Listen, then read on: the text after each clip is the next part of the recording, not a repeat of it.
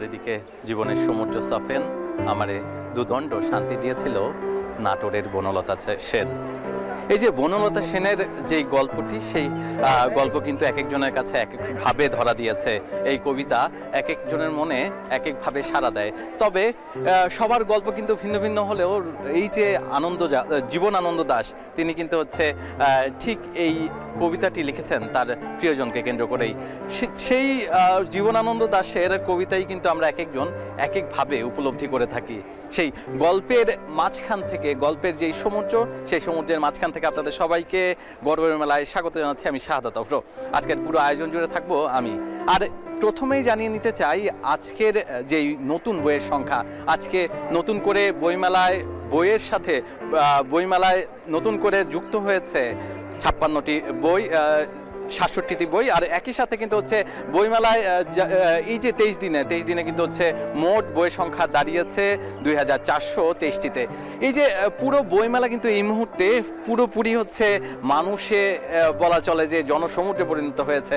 তবে অন্যান্য দিনের থেকে শুক্র শনিবার কিংবা 21শে ফেব্রুয়ারি দিনের থেকে কিছুটা মানুষ কম থাকলেও আজকে যারা এসেছেন প্রত্যেকেই কিন্তু বলছেন যে এই যে মেলার ঠিক শেষ সপ্তাহে এসে কিন্তু সবাই বই কেনার দিকে একটুখানি মনোযোগী হচ্ছে, যার কারণে কিন্তু যারা কিনা এতদিন বই কিনেননি, শুধুমাত্র দেখেছেন, ঘুরেছেন কিংবা অনেকটা সময় জুড়ে এই যে এই বই মেলায় এসে শুধুমাত্র নিজের পছন্দের বইটি খুঁজেছেন, তারা কিন্তু সেই সময় পার করে এখন বই কেনার দিকেই মনোযোগী হচ্ছেন।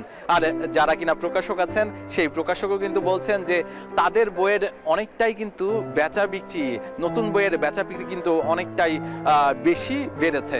আর অন্য একটি বিষয় জানিয়ে রাখি, যেটি কিনা হচ্ছে মেলা শুরু থেকেই বলা হচ্ছিল এবারের মেলা কিন্তু হচ্ছে পরিবেশ বান্ধব, এবং একই সাথে এবারের মেলাকে কেন্দ্র করে কিন্তু হচ্ছে যেই ধরনের পলিথিনের ব্যবহার ছিল সেগুলো কিন্তু হবে না। তবে আমি কিছু কিছু দোকানে গিয়ে কিন্তু দেখেছি যে তারা আগের মতোই কিন্তু হচ্ছে পলিথিন ব্যবহার না করলেও পলিথিনের দ্বারা বিভিন্ন মোড়ক কিন্তু তারা মুড়িয়ে রেখেছেন, এবং বিভিন্ন কাজে তারা কিন্তু হচ্ছে পলিথিনের ব্যবহার কমালেও এখনো আছে। আর যারা শিশু আছে তাদের জন্য কিন্তু হচ্ছে এই যে বইমেলা কিন্তু অনেকটাই হচ্ছে আনন্দের কারণ হয়েছে। তারা সেজে গুজে এসেছেন, অনেকেই কিন্তু যেই ফাল্গুনের ছোঁয়া সেটি কিন্তু এখনো তাদের মনের সাথে, তাদের যেই মাথা কিংবা কারো হাতে ফুল গুজে এসেছেন, তাদেরকে দিকে তাকালেই কিন্তু বোঝা যাচ্ছে এখন ফাল্গুন চলছে। এই যে ফাল্গুনের একটি আবহ, সেটি কিন্তু পুরো মেলাতেও আমি দেখতে পাচ্ছি। যেই আকাশের দিকে তাকালেই নীল রঙা যেই পুরোপুরি মেঘমুক্ত আকাশ, সেটি কিন্তু আমরা লক্ষ্য করি, এবং পুরোপুরিভাবে সবাই বইয়ে মনোনিবেশ করেছে আজকের এই সময়ে এসে। তার মূল কারণ হচ্ছে যে প্রিয় বইটি খুঁজছে সবাই, সেটি কিন্তু হচ্ছে 2-4 পাতা পড়ে নিতে হচ্ছে। কারণ যে যার মতো করে এই যে বইগুলোকে যারা এতদিন দেখেছেন কিংবা কেউ কেউ তালিকা করে নিয়ে এসেছেন, সেই তালিকায় টিক দিয়ে কিন্তু অনেককে আমি বই কিনতে দেখেছি। আর এছাড়াও কিন্তু এখানে যারা পরিবারের সাথে এসেছেন তাদের কিন্তু হচ্ছে একটু বইয়ের প্রতি কিন্তু হচ্ছে কিছুটা দেখেছি যে মায়া বেশি। তারা কিন্তু হচ্ছে দুই হাত ভর্তি করে বই কিনে নিয়ে যাচ্ছেন। এছাড়াও লেখক এবং যেই পাঠকের একটা সমন্বয়, সেটিও কিন্তু এখানে দেখছি। লেখকরা কিন্তু হচ্ছে অনেকটা সময় জুড়ে কিন্তু পাঠকদের সাথে গল্প করছেন এবং একই সাথে অটোগ্রাফ দিয়ে তাদের সাথেই থাকছেন। আর এই মুহূর্তে আমি গরমের মেলা থেকে কিছুটা সময়ের জন্য বিরতি নিচ্ছি, তবে ফিরে আসবো একজন লেখককে সঙ্গী করেই।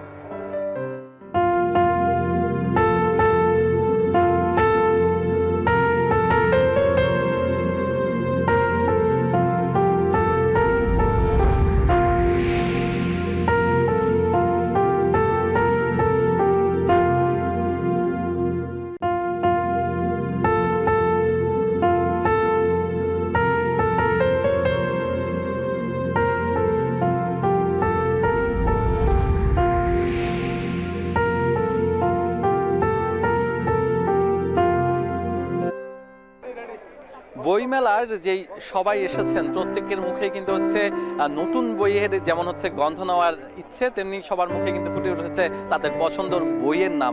আর একই সাথে বই নাকি মানুষকে একাকিত্ব করতে দেয় না, একা করতে দেয় না, একা রাখতে কখনোই নাকি বই সাথে থাকলে মানুষ একা হয় না, সেই জায়গা থেকেই আমি একজন কবির কাছে জানতে চাই, যিনি কিনা হচ্ছে রিঙ্কু অনিমিক। তার কাছে আমি জানতে চাই আসলে বই কতটা মানুষকে একা রাখতে দেয় না, সেটা আপনার কাছে কেমন মনে হয়? আদতে কি বই মানুষকে একা করতে দেয় কি না? বই একা করতে দেয় না, বই নিজস্ব একটা জগৎ তৈরি করে, সেই জগতে মানুষ একটা আলাদা জগতের মধ্যে স্বরূপ থাকে, একা করতে দেয় না কোনোভাবেই। এবং এই স্বরূপ থাকাটা শুধু স্বরূপ থাকাই নয়, এইটা নিজের সঙ্গে বোঝাপড়ার ভেতর দিয়ে নিজেকে সমৃদ্ধির দিকে নিয়ে যাওয়ার একটা স্বরূপ থাকা। ফলে এটা খুবই জরুরি বিষয় বলে মনে করি। এবং আমি যেটা মনে করি যে প্রত্যেক পরিবারে একটা করে ছোট্ট হলেও পাঠাগার থাকা উচিত। ধন্যবাদ আপনাকে। এবার আমি বইয়ের যেই গল্পটা সেটা আসতে চাই, আপনার বইয়ের গল্পটা শুনতে চাই। আপনার নতুন কি ধরনের বই এসেছে এবং কয়টি বই এখন পর্যন্ত আপনার ঝুলিতে যুক্ত হয়েছে? আচ্ছা, আমার নতুন বলতে এই যে মেলা উপলক্ষে কোনো বই আসেনি, সাধারণত মেলা উপলক্ষ ছাড়া আমার বই আসে। আর আমার কবিতার বই সহ সম্পাদনা এবং চিত্রকলা বিষয়ক সব মিলিয়ে 7টা বই আছে। সর্বশেষ চিত্রকলা বিষয়ক বইটা করেছে পাঠক সমাবেশ, এখানে পাওয়া যাচ্ছে। আর সর্বশেষ কবিতার বইটা করেছে ভাষাচিত্র। কবিতার বই নাকি হচ্ছে মানুষ অনেকেই পছন্দ করে, তবে কবিতা লেখা নাকি সব থেকে কঠিন বিষয়। এটা আপনি কিভাবে দেখেন? হুমায়ুন আহমেদের কথা যদি বলি, তিনি বলেছেন যে আমি উপন্যাস লিখতে পারি, কবিতা আমার জন্য অনেক কঠিন মনে হয়। কবিতা শিল্পকলার সবগুলো শাখার মধ্যে চিত্রকলা এবং কবিতা হচ্ছে সবচেয়ে উচ্চমার্গীয় বিষয়। এবং কঠিন বলতে কঠিন বলা যায় না, এটা উচ্চমার্গীয় শিল্পকলা। ফলে পাঠকদের উচ্চমার্গীয়তার জায়গায় না পৌঁছলে কবিদের সাথে যোগাযোগটা হয় না, কিংবা পাঠকের সাথে সেই সম্পর্কটা তৈরি হয় না। ফলে পাঠকের স্তর অনুযায়ী কবিতার পাঠক তৈরি হওয়ার কথা। পাঠকই কমে যাচ্ছে, সুতরাং কবিতার পাঠক কমে যাচ্ছে এটা বলাটা বাহুল্য, কারণ কবিতার পাঠক তো কমবেই। আমি আরেকটা প্রশ্ন করতে চাই, এই যে তরুণ প্রজন্ম, তারা আদতে কতখানি কবিতাকে পছন্দ করছে, কিংবা আপনার বইয়ের প্রতি কাদের বেশি অনুরাগ? আমার বইয়ের প্রতি অনুরাগ বাছাই করা পাঠকের, যারা নতুন ধরনের কবিতা পড়তে পছন্দ করে কিংবা নতুন ধরনের কবিতার সঙ্গে সম্পর্ক রয়েছে। দিন বদলের 20 বছরে বাংলালিংকে প্রতিদিন 20 মিনিটে কথা বললেই কল রেট 1 পয়সা প্রতি সেকেন্ড সারাদিন। এছাড়া সাধারণত যারা কবিতা পড়ে বা কবিতা শোনে, তারা কোনো না কোনোভাবে পাঠের মধ্যে যারা থাকে, পাঠের অভ্যাস যাদের আছে, সেই অভ্যাসী মানুষগুলো কবিতা পড়ে কিংবা কবিতা শোনে। এর বাইরে যারা উপন্যাস পড়ে, কদাচিৎ দেখা যায় তারা কবিতা শোনে কিংবা পড়ে। আচ্ছা, আরেকটি বিষয়ে যেতে চাই। আপনি বলছিলেন যে চিত্রশালার ধরনের যে চিত্রকলার যে বইগুলো, সেই জায়গাতে আসলে কি কি পাওয়া যায় সেই বইগুলোতে? আদতে সেই বই থেকে মানুষ কি ধরনের জ্ঞান পেতে পারে? মূলত চিত্রকলা সম্পর্কে যাদের আগ্রহ রয়েছে, তারা চিত্রকলা সম্পর্কে যে বইগুলো আছে সেগুলো পড়লে চিত্রকলা শুধু নয়, তারা এক্সিবিশনগুলোতে গেলেও ছবি বোঝার একটা চেষ্টা করতে পারে। এবং এই যে অভিযোগগুলো আছে যে পেইন্টিং তো সাধারণত বুঝি না, এটা কমন অভিযোগ, তাদের ক্ষেত্রে সহায়ক ভূমিকা পালন করে এই রিলেটেড বইগুলো। এরকম কিছু বই আছে, যদিও আমাদের বাংলাদেশে চিত্রকলার উপর বইয়ের সংখ্যা একেবারেই কম, হতাশাজনক কম। আমি সেই জায়গাটা নিয়ে কাজ করার চেষ্টা করে যাচ্ছি। দারুণ একটি উদ্যোগ বলাই চলে। আর এই যে বইমেলা, নতুন বাংলাদেশে নতুন করে বইমেলার যেই আবহ, সেটি আপনার কেমন লাগছে? আর বইমেলাতে নাকি অনেকাংশেই বইয়ের বিক্রি অনেকটাই কম হয়েছে, তো সেই ব্যাপারে আদতে কতখানি সত্যতা আপনি পেয়েছেন? বইয়ের বিক্রি কমেছে, এক কথায় কমেছে। এইটার নানান রকম প্রভাব আছে। এক হচ্ছে সোশ্যাল মিডিয়ার যুগ, নানান রকম বিনোদনের প্ল্যাটফর্ম তৈরি হয়েছে, যার জন্য বইয়ের পাঠক কমেছে, বিক্রি কমেছে। আমি যদি তুলনামূলক আলোচনা করি, তাহলে গত 2-3 মেলার আগে, বিশেষ করে করোনা আমাদের একটা খারাপ সময় গেছে, এর আগে আমি দেখতাম যে প্রত্যেক শিশুদের প্রায় হাতে বই, কিন্তু এখন শিশুদের হাতে বই দেখি না, তার মানে কমেছে। আর মেলা একটা উৎসবের ব্যাপার, বরাবরের মতোই তো অসাধারণ একটা ব্যাপার।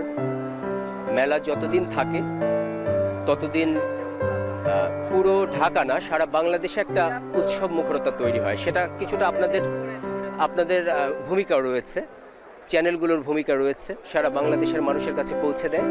এটা সারা বাংলাদেশের মানুষকে স্পর্শ করে। বইমেলায় এলেই এই স্পর্শ করাটা যেন একটা বইয়ের সাথে সম্পর্ক তৈরি হয় মানুষের, এটা দারুণ ব্যাপার।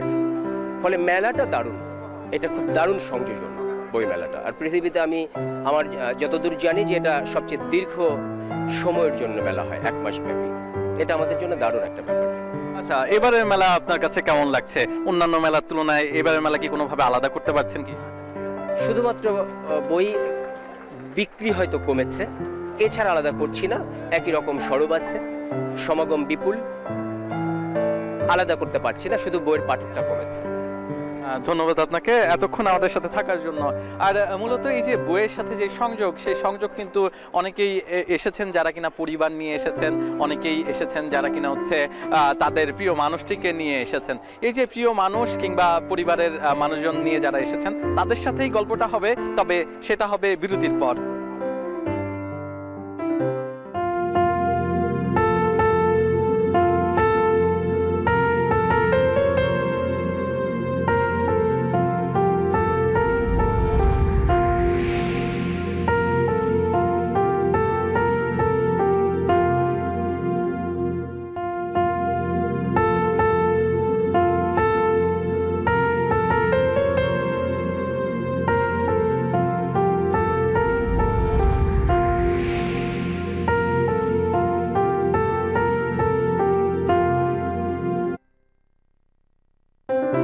এই যে বইয়ের সাথে মানুষের যেই আদিম একটি সম্পর্ক, সেটি বই লেখার পরপরই কিন্তু হচ্ছে শুরু হয়।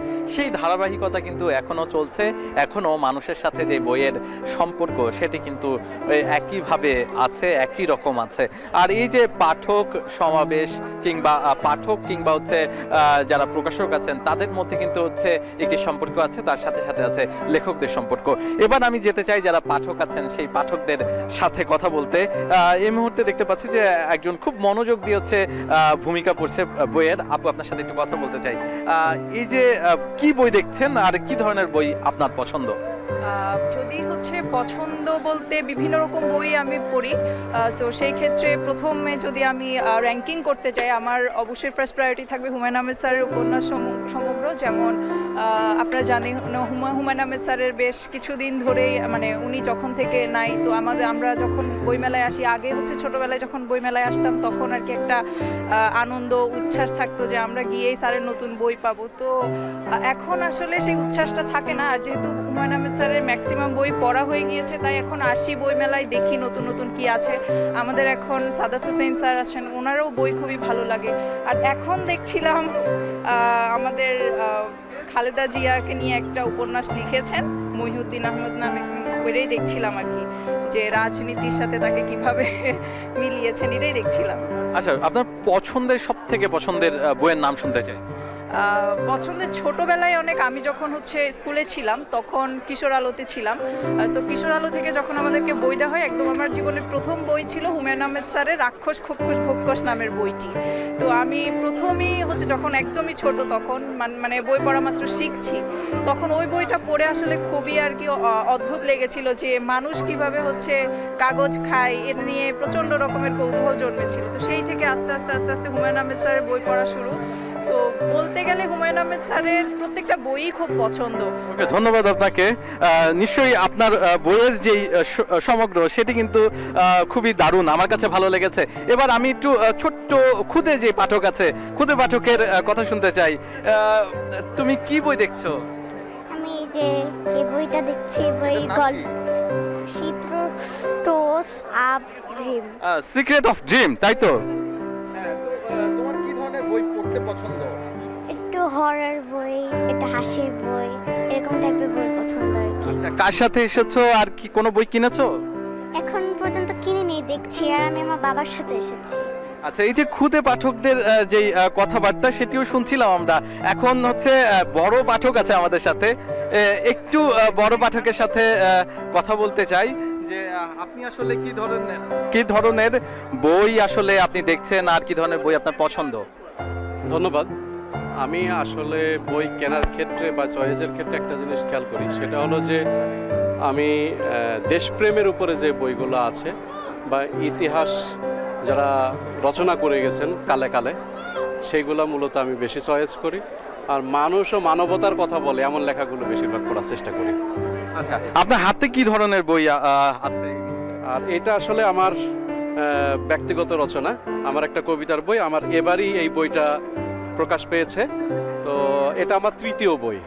আচ্ছা, তার মানে শুধুমাত্র আপনি পাঠক নয়, বরঞ্চ হচ্ছে পাঠের সাথে সাথে লেখকও। জি জি, আমি এর আগেও 2টা বই আমার প্রকাশ পেয়েছে বইমেলাতে, আর এটা এবার প্রকাশ পেয়েছে। এবারের বইটার নাম হিল্লোল। আচ্ছা, সাক্ষাতে ভালোই লাগলো।